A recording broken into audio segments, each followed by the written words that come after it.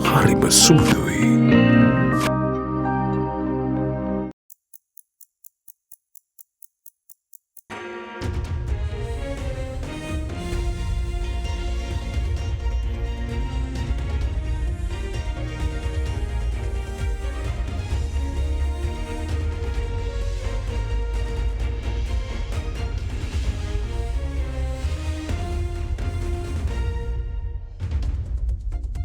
Tonight on First at 9 this Friday the 29th of December 2023. One step closer. Sri Lanka-Thailand FTA to be signed in February. Thai Premier to visit Sri Lanka to ink the agreement. Exposed. Sri Lanka's banking sector shows signs of improvement. However, the CBSL urges caution on heavy sovereign exposure. Torrential rains. The northeastern monsoon instigates torrential rainfall around the island. Traffic affected as reservoirs spill over, inundating roads in several provinces. ඔබේ විශ්වාසය දෙනු සෙන්සුරයින් දැන් ළඟමැති ෆාමසියෙන් ලබාගත හැක. නියම malt සාරය සමග Maliban malt දැන් රුපියල් 750ක් පමණයි. This is AdaDerana First at 9. Live from Studio 24 in Colombo. Good evening and welcome to AdaDerana First at 9. I'm AdaDerana joining you live with the latest in Sri Lanka and around the world. Now in your top story tonight, Thai Prime Minister Srettha Thavisin is scheduled to visit Sri Lanka to sign the Thai-Sri Lanka Free Trade Agreement in February next year with the successful conclusion of the 9th round of FTA negotiations between Sri Lankan and Thai officials in December. However, the particulars of the negotiation are yet to be presented to the Cabinet of Thailand for approval, which should precede the Premier's visit to Sri Lanka. Following the successful completion of the 9th round of discussions in December, Sri Lanka is expected to be offered additional benefits along with the strengthening of bilateral ties with Thailand. Thai Prime Minister Srettha Thavisin is expected to embark on an official visit to Sri Lanka to sign a free trade agreement in February, following the latest round of talks between officials of the two countries. Thai Prime Minister Srettha Thavisin is expected to embark on an official visit to Sri Lanka to sign a free trade agreement in February, following the latest round of talks between officials of Thailand and Sri Lanka. The 9th round of the Sri Lanka-Thailand FTA negotiations were held from the 18th to the 20th of December and was attended by the Director General of the Department of Business Development and advisor to the Thai FTA negotiation team, Auraman Saptuitham. Negotiations of the free trade agreement between Sri Lanka and Thailand resumed in November after it was halted for 4 years as the COVID-19 pandemic spread globally. The negotiations were also delayed due to the ongoing restructuring process of state-owned entities in Sri Lanka. According to the Director General of the Thai Commerce Department's Department of Trade Negotiations, the latest round of talks resulted in arriving at a consensus on rules of trade, services, investments and economic cooperation. The respective outcome of the latest rounds of talks are expected to be submitted to the Cabinet of Thailand for approval before the Thai Premier travels to Sri Lanka to sign an agreement in February, accepting an invitation extended by President Ranil Wickremesinghe. The value of bilateral trade between Sri Lanka and Thailand was worth $320.37 million from January up until October this year. Thailand exported goods worth $213.49 million to Sri Lanka, while Sri Lanka exported goods worth $106.88 million to Thailand. Thai officials have expressed keen interest in dealing with Sri Lanka as it plays a significant role in maritime freight in the Indian Ocean and since it is home to abundant natural resources such as gemstones, graphite and aquatic animals. Now, meanwhile, highlighting that the banking sector has improved as Sri Lanka gradually moves out of a grueling economic crisis, the central bank raised concerns of the extremely high sovereign exposure of Sri Lanka's banking sector. Along with that revelation, the central bank made many other key observations regarding Sri Lanka's financial system stability while publishing the Financial System Stability Review for 2023. Now let's take a look at some of those key observations made through the Financial System Stability for 2023. The economic contraction, elevated prices, and reduced income-generating capacities strain households and corporates' balance sheets, while raising credit risk to financial institutions. However, effects of monetary policy easing since mid-2023 are expected to boost domestic demand and economic activity. With that, the pressure on balance sheets of households and firms is expected to gradually subside and ease the credit risk of financial institutions.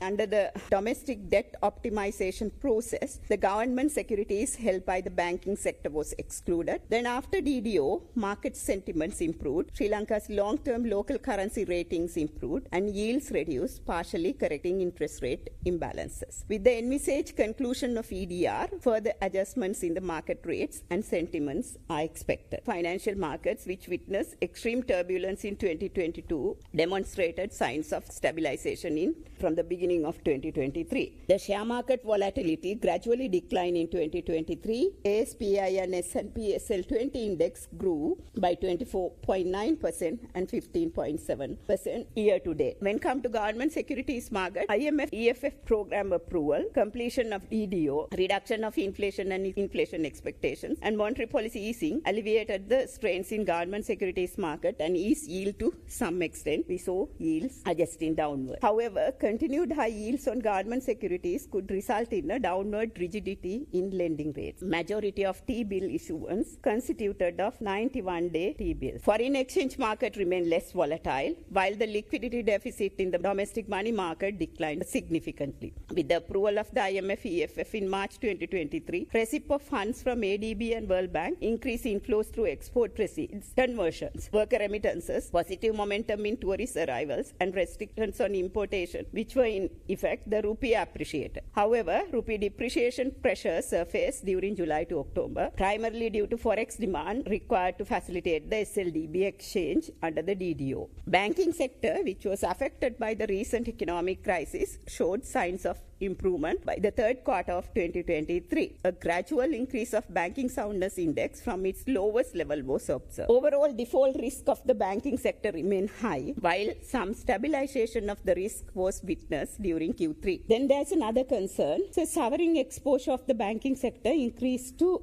8,612 billion and amounted to 43.4% of banking sector's total assets. State banks accounted for 61.6% of total sovereign exposure, mainly due to exposure of the two state-owned LCBs. Restructuring of SOEs and running them as commercially viable entities are essential for the stability of the SOEs as well as for the banking sector. Profit after tax of the banking sector significantly increased due to the decline in new impairment allocation by banks. The PAT of the banking sector increased by 68.7% year-on-year during the 9 months ended September. So credit to household and institution sector contracted, and NPL ratios of household and institution sectors were steadily increasing amidst constrained debt repayment capacities and reflecting the credit risk emanating from institutional sector to the financial institution. In September 2023, the central bank was designated as the macroprudential authority in Sri Lanka by the Central Bank of Sri Lanka Act number 16 of 2023. The Act has equipped the central bank with powers and a set of macroprudential tools which could be utilized to achieve its macroprudential objectives. The central bank has already made use of some macroprudential tools, and some of which were enhanced during the last year, while several other macroprudential tools have been developed to be used in the future. Meanwhile, Central Bank Governor Dr. Nandalal Veerasinghe addressed concerns pertaining to the possibility of the country moving out of the IMF program off the back of a political decision following elections next year.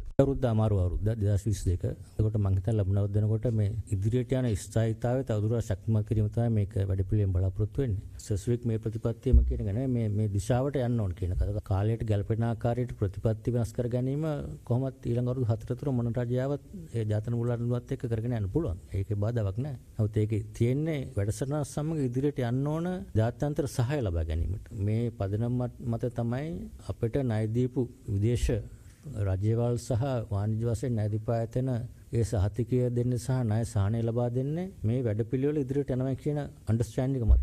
ඒතර ඒකෙන් වෙනස් වුණොත් කවුරු හරි මේක එතනින් ඉවත් වෙනවා නම් වැඩසටහනක් තියෙනවනේ ඒ ණය සහනය ලබා ගන්න නැතුව මේක ආයි වෙනස් වුණොත් එතනින් එහාට අලුත් වැඩපිළිවෙලකින් කරගන්න පුළුවන් ක්‍රමයක් තියෙන්න ඕනේ. එතකොට විකල්ප මාර්ගයක්. ඉතින් විකල්ප මාර්ගය මොකද්ද කියන එක අපි මේ විකල්ප මාර්ග වලට ගිහිල්ලානේ අපි මෙහෙම වෙලා තියෙන්නේ.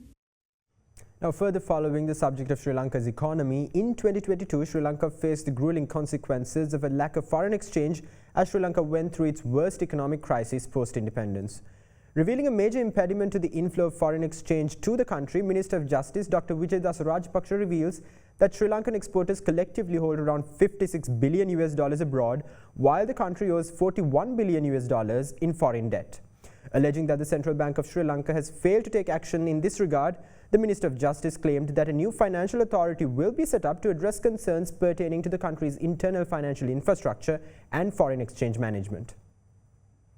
අද හතු පිපෙනවා වගේ තියෙනවා මූල්‍ය සමාගම් අද රටේ ජනතාවගෙන් හතරෙන් එකක් විතර මේ කළු සල්ලි කළු පොලිකාරයන්ගේ ග්‍රහණයට අහු වෙලා ඉවරයි. ඒ වගේම දිනපතාම මූල්‍ය සමාගම් කඩා වැටෙනවා. ශ්‍රී ලංකාව බැහැ බැංකුවට එක කරන්න පුළුවන් කියලා විශ්වාස කරන්නේ ඉදිරියේදී පිළිබඳව අපි අලුත් ක්‍රමයකට අලුත් අධිකාරියක් හදන්න බලාපොරොත්තු වෙනවා. මහා බැංකුවට මේ රටේ ආර්ථික පාලනය කරගන්න බැරි නිසා තමයි මූලික වශයෙන් රට කඩා වැටුනේ. අපේ රටේ තිබුණ දේශ විනිමය පාලන පනත වෙනස් කරා.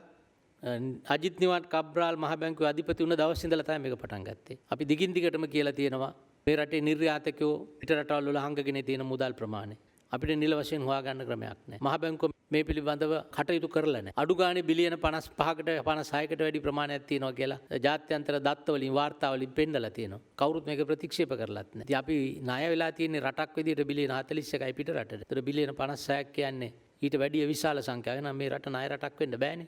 ඉන්වොයිස් වල බිල් පත්‍ර වල අඩුවෙන් මිල සඳහන් කරලා ඒගොල්ලන්ගේම සමාගමට පිට රට සමාගමට ගිහිල්ලා එතනින් ඒ මුදල අරගෙන ඒ රටවල වල ආයෝජනය කරනවා. තමන්ගේ රට සම්පූර්ණයෙන් සමහර ව්‍යාපාරිකයෝ නොසලකා හැරලා තියෙනවා. ඒ තත්ත්වය පිළිබඳවත් අපි අවධානය යොමු කරලා තියෙන්නේ.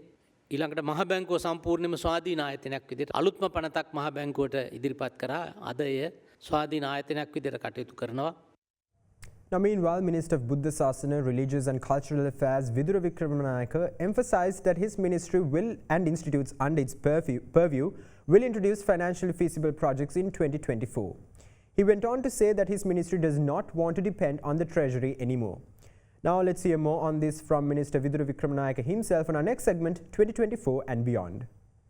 Due to social degradation, the values, norms, traditions are no longer a part and parcel of this society. So therefore, it is our prime duty as the ministry which is concerned to develop the spiritual capacity of the man. Where is the cultural human being that we have been talking of? Where is the person who has compassion? We have failed in that. For the past year, since assuming this portfolio, we have been planning and some plans have been executed, while majority of the plans will be executed within the next coming year. For this particular reason, to build up that cultural human being, then also the person with love, empathy, kindness towards the others. We have become so compartmentalized individuals. There is no social interaction.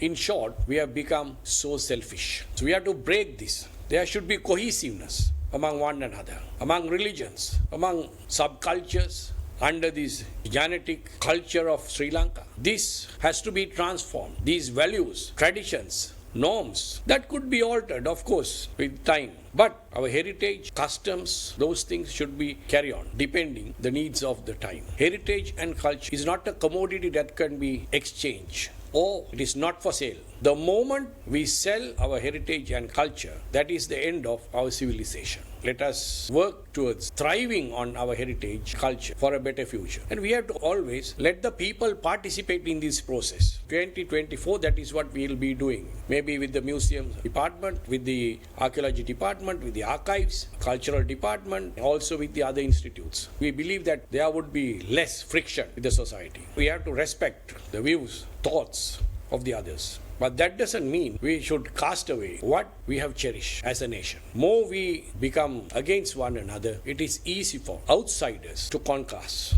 If we are culturally conquered or culturally manipulated, we can close the book of Sri Lanka. This ministry is responsible to write volumes and volumes of our history that was not written before. That is our intention. Not only the ministry, but also the institutes which are under the ministry will be embarking on new development projects, including that financial feasible endeavors. We don't want to depend on the treasury anymore. 2024 will be marked by financially feasible programs of all institutes, departments under this ministry.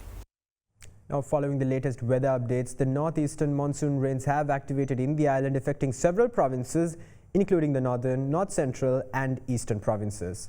Polonnaru and Anuradhapura remain heavily affected due to the reservoir spillovers inundating main roads. Here's a brief report on the country's weather during the day today.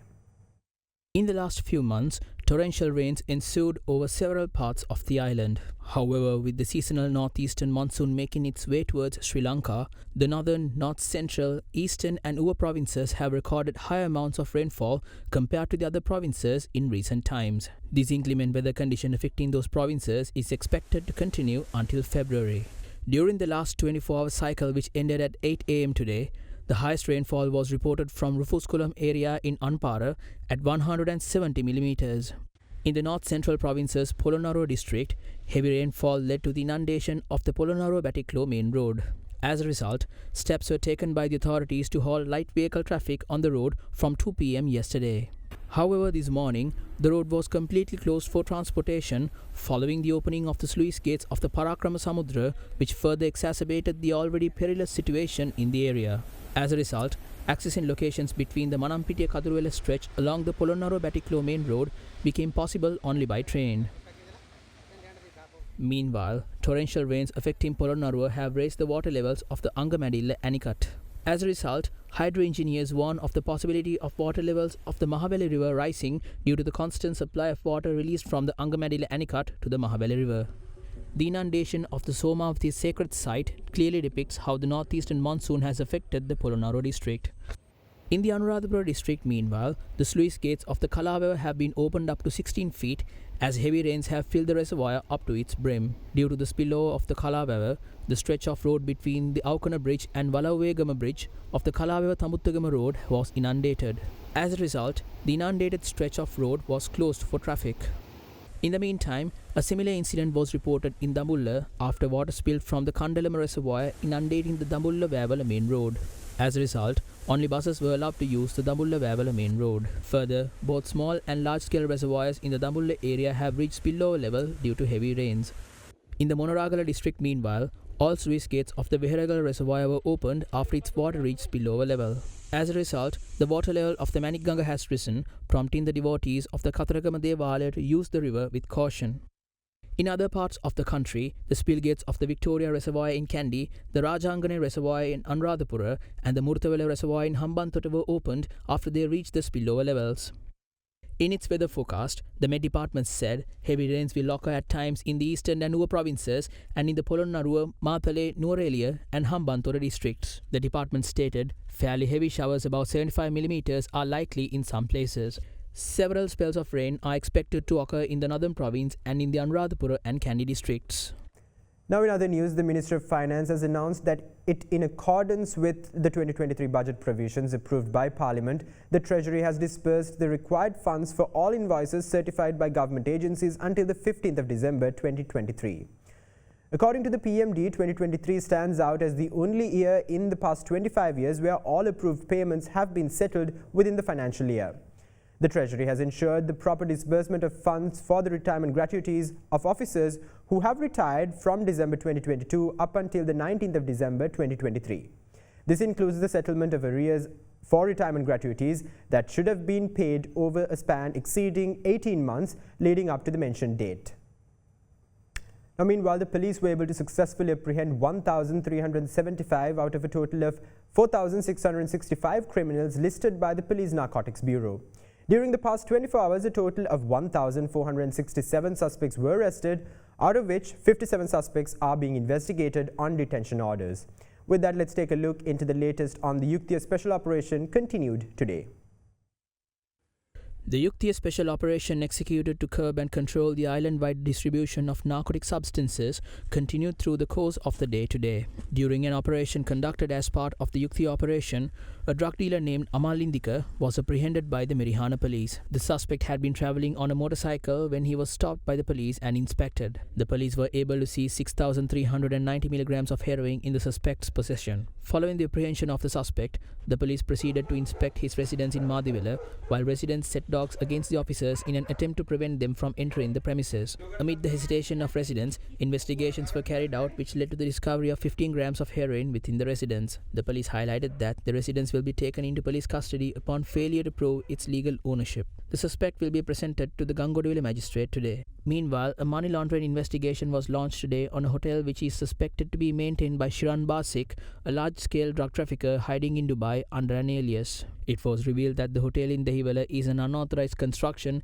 and that the license under which the construction is carried out is fraudulent. In the meantime, a raid was conducted in Matta Kulia based on a tip-off received on the expected supply of narcotics from the area. Subsequently, 22 grams of heroin and nearly 600,000 rupees were seized and the suspect in question was apprehended.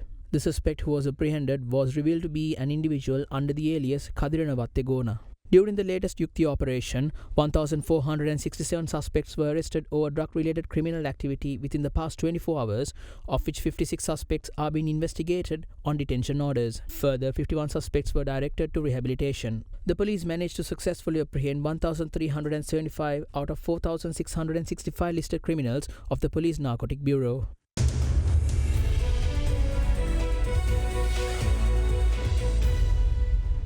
Welcome back. Now, according to the Department of Census and Statistics, the Colombo-based inflation rate increased to 3.4% in November 2023 from 1.5% in October 2023. The year-on-year deflation of the food group continued for the fifth consecutive month, recording 3.6% in November 2023 from 5.2% in October 2023. The year-on-year non-food inflation increased to 6.8% in November 2023 from 4.9% in the previous month. Monthly change of the CCPI was recorded at 1.06% in November 2023 due to price increases observed in the items of both food and non-food categories, which were 0.12% and 0.95% respectively. The year-on-year core inflation, which reflects the underlying inflation in the economy, decreased to 0.8% in November 2023 from 1.2% in October 2023. Inflation is expected to stabilize around the targeted level of 5% over the medium term, supported by appropriate policy measures and well-anchored inflation expectations.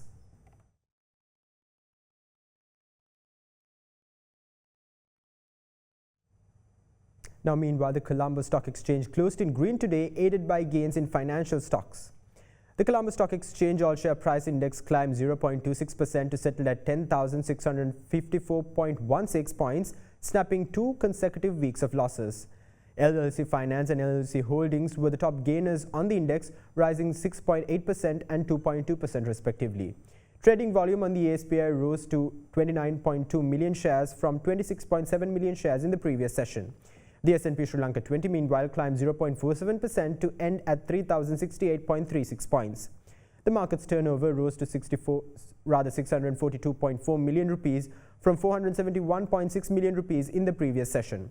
Capital goods sector was the top contributor to the market turnover, while the banking sector was the second highest contributor. Foreign investors were net buyers, purchasing stocks worth 62.3 million rupees, while domestic investors were net sellers, offloading stocks worth 601.2 million rupees.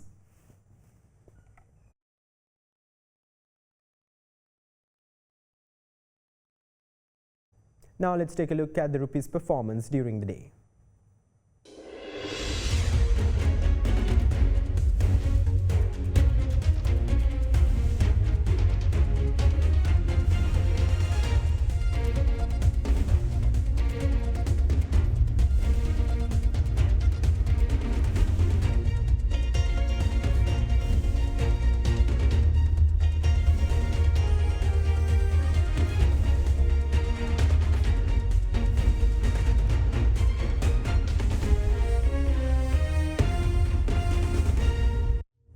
Now, in your latest corporate developments, Janashakti Group announced the transfer of 25% of First Capital Holdings PLC shares to Janashakti Insurance PLC in a bid to enhance group synergies.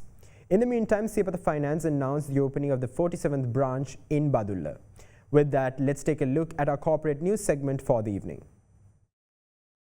Janashakti Group, a leading conglomerate in financial services with a presence in the insurance, finance and investment sectors, announced a strategic move to enhance the group synergies through the transfer of 25% of First Capital Holdings PLC shares to Janashakti Insurance PLC. This transfer is aimed at fostering a more cohesive and integrated approach across Janashakti Group's key business units, aligning the strategic interests of Janashakti Insurance PLC with First Capital Holdings PLC and creating a more unified and efficient group structure. Despite the transfer, Janashakti Group still holds 83% of First Capital shares. In the meantime, Siapatha Finance, a finance company rooted in a local landscape, recently broadened its presence by inaugurating the Badulla branch. The opening of the Badulla branch marks the 47th addition to Siapatha Finance's extensive branch network in the country, as well as the entity's debut in the Uva province. In other news, the Kids and Teens Medical Group, Asia Co Holdings and Healthy Life Clinic announced the relaunch of St. Joseph Hospital Negombo.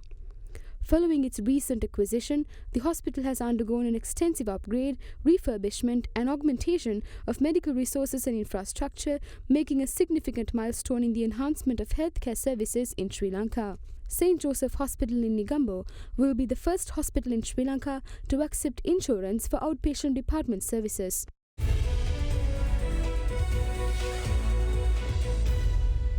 And with that, we wrap up tonight's edition of AdaDerana First at 9. Stay in touch with us on www.adaderana.lk for the latest developments around the clock. Thank you. Have a great night.